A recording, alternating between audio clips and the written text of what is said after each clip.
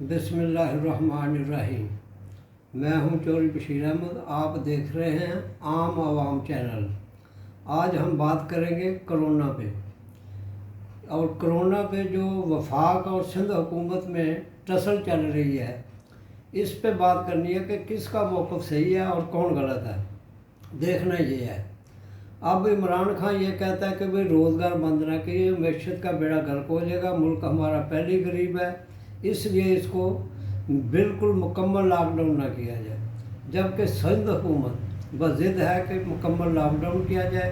Corona तेज़ी से फैल रहा है, लोग मर रहे हैं। मौक़िफ़ दोनों का आपको मैंने बताया। अब देखना यह है किसके मौक़िफ़ में वज़न है। अब कोरोना तो है, ये तो कुछ ढकी छुपी बात नहीं है कि कोरोना नहीं है, कोरोना है।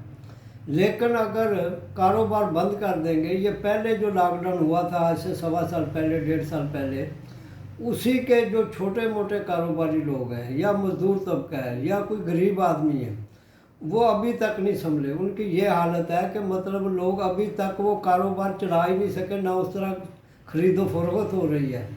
तो अब अगर मज़ीद लॉकडाउन इसी तरह कर दिया तो मैं कहता हूँ वाकई हकीकत में लोग भूख से मर जाएंगे। तो ये सिंध हुकूमत को सोचना पड़ेगा। मर तो लोग कोरोना से भी रहे हैं, अल्लाह ताला करम करने वाला है, अल्लाह ताला की ज़ात बहुत बड़ी है, वो करम करे तो सब कुछ सही हो जाता है। लेकिन ये है कि कोई बंदा भूख से मरे तो ये बड़ी सोचने वाली बात है, ये बड़ी बदनामी है मुल्क की, हमारी रियासत की, हमारी हुकूमत की। तो ये भूख से नहीं मरे बंदा, असल चीज़ ये बचाना है। अब सिंध हुकूमत बड़ा ज़ोर लगा रही है कि भाई वैक्सीन लगाओ, वैक्सीन लगाओ।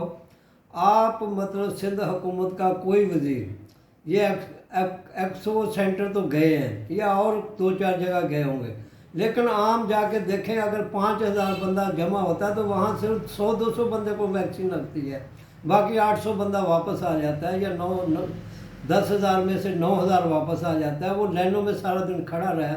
उधर कोरोना फैल रहा है या कोरोना ख़त्म हो रहा है। देखना ये है कि जब लोग वहाँ खड़े होंगे, एक दूसरे के साथ जुड़ के खड़े होते हैं, लाइनें लगी हुई हैं, तो वो वहाँ तो कोरोना और फैल रहा है। तो सोचने की बात यह है कि इसको मतलब हुकूमत सिंध को चाहिए कि भाई इसका कोई सद्देबाब करे, लोगों को जिस तरह की सहूलत दे सकते हैं दे। वहाँ तो कोई सहूलत नहीं है, पानी पीने तक का इंतज़ाम नहीं है वहाँ, और तो क्या मिलेगा। सख्ती इतनी है कि भाई अगर रोड पे आओगे तो वैक्सीन कार्ड आपके पास होना चाहिए कि वैक्सीन लगी है या नहीं लगी। वैक्सीन उधर लगती 1000 बंदे में 800 को बंदे को बड़ी मुश्किल से है, तो वो 800 बंदा कहाँ जाए, वो वापस घर ही आता है ना। घर आता है तो घर के अफराद से मिलना जुलना, एक दूसरे से टच होना, हाथ मिलाना, तो उससे वो घर वालों को भी परेशानी।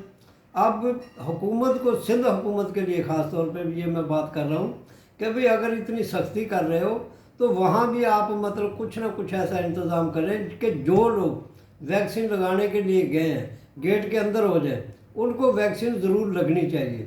ये नहीं है कि मतलब उनमें आप 1000 बंदे में 200 को लगा रहे हैं, 800 बंदा घर आ रहा है, वो घर आके और बीमारी का बहस बन रहा है।